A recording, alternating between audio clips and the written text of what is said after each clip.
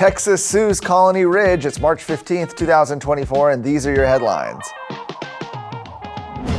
Attorney General Ken Paxton is suing the development company for Colony Ridge for deceptive trade practices, fraud in real estate transactions, and other violations of Texas and federal law. Colony Ridge, the illegal alien housing development, was also sued by the Department of Justice late last year for using bait-and-switch predatory loans.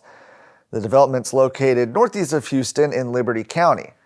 In an October 2023 letter addressed to members of Congress, Paxton wrote that the development appears to be attracting and enabling illegal alien settlement in the state of Texas and distressing neighboring cities and school districts.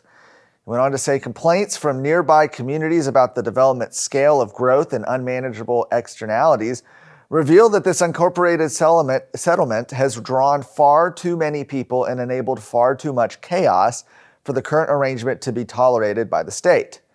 Now, according to the lawsuit, which was filed yesterday, Colony Ridge profits by targeting foreign-born and Hispanic customers who have little to no access to credit, with promises of cheap financing options and ready-to-build land without requiring them to have proof of income.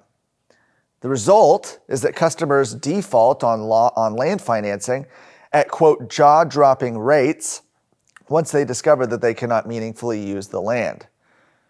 Colony Ridge then forecloses on the buyer, repossesses the land, having lost nothing, and then turns around and sells the same land again to another unsuspecting buyer with the same deceptive set of misrepresentations, according to the lawsuit. At best, consumers struggle with unexpected financial burdens for years to avoid foreclosure, to the benefit of Colony Ridge and its pernicious business model. Colony Ridge's business practices have led to a foreclosure rate 50 times the national average last year. The CEO of Colony Ridge, meanwhile, told Texas Scorecard that they do comply with the law and that they look forward to sharing, quote, the true story about Colony Ridge. After a law took effect banning diversity, equity, and inclusion policies in higher education, a new investigation appears to show that Dallas College is breaking the new law. An investigation by the Dallas Express revealed that a dozen job listings for the college mandated that employees advance or adhere to DEI policies as a condition of employment. Senate Bill 17, which took effect this year, effectively prohibits universities from hiring employees to perform the duties of DEI offices as diversity, equity, and inclusion, and to block any promotion of policies, training, or activities designed or implemented in reference to race, color, or ethnicity. Well, despite the law being in effect, Dallas College attempted to skirt the new law with various job postings. The listings, which were still up on their website as early as Tuesday evening, were for various positions within the college and all mandated DEI adherence. Under the minimum qualifications for the Department Chair of Culinary Arts and Hospitality, for example, the description stated that a candidate must have at least 3 years of higher education-based experience and a demonstrated commitment to diversity and equity in education. The role of the vice provost of e-learning required a candidate to have a, quote, deep appreciation for diversity, equity, and inclusion, and a track record of promoting these values within the academic school. Other Texas universities have also attempted to skirt the DEI ban.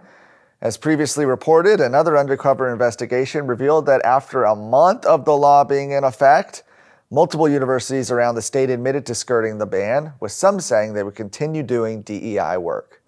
If you're not watching the Luke Macias Show, then you are not as engaged as everybody else is in Texas who's trying to make a difference, knowing exactly what's going on so that they can take action on the things that really matter. Guys, watch us on the Roku app for Texas Scorecard. Watch us on YouTube. Listen to us on Apple Podcasts, Spotify.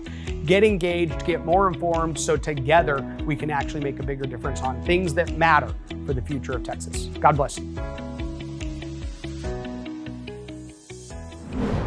A former U.S. Border Patrol agent has pleaded guilty to allowing illegal aliens and narcotics into the country.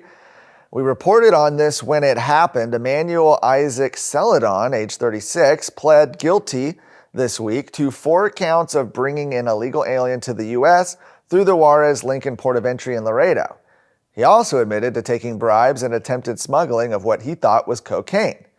And we had previously reported on prosecutors accusing him in December of letting individuals through the lane he controlled without inspection at least 9 times from September to November of last year. Celadon said he informed smugglers in advance of his lane assignments. Authorities also discovered that he at least twice entered false data into a Border Patrol database to help drivers avoid mandatory secondary inspection. Federal investigators said he sought contacts with Mexican cartels who would pay him to smuggle cocaine and asked others to relay information that he was willing to facilitate their human smuggling operations. In a separate case, he was accused of taking a $6,000 bribe to smuggle what he thought to be cocaine. It turned out it was part of a sting operation by federal authorities that was instrumental in catching him. Law enforcement has since seized $1,980 from him, which he tagged as originating from the proceeds of human smuggling. He faces a combined 25 years for the charges in the smuggling case, as well as another 15 years for bribery, 40 years for drug-related charges, and potentially hundreds of thousands of dollars in fines. For more of today's stories, go to TexasScorecard.com.